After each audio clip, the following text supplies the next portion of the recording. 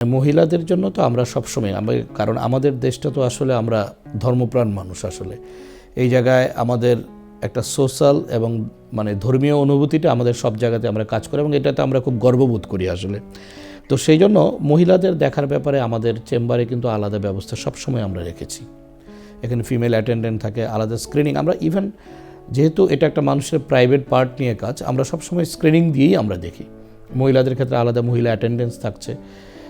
আরেকটা বিষয় যেটা আমি দর্শকদেরকে বলবো যে আসলে দেখেন আপনারা সবাই আমরা একটা পরিবার আসলে। চিকিৎসকদের কাছে আসলে এটা ভাবার কিছু নেই যে মহিলা পুরুষ, তো তারপর আমরা আমাদের সর্বোচ্চ সম্মানটা আমরা বজায় রাখি মহিলাদের ক্ষেত্রে দেখার ক্ষেত্রে, এবং তার ব্যক্তিগত এটাকে আমরা মেনটেন করার চেষ্টা করি।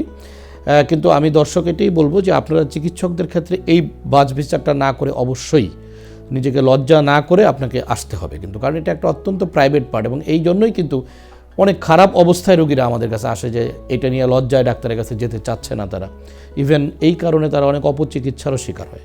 কাজেই আমি আমাদের মা বোনদেরকে বলবো যে এটা নিয়ে আসলে মোটেই হেসিটেশন বা লজ্জিত হওয়ার কিছু নেই।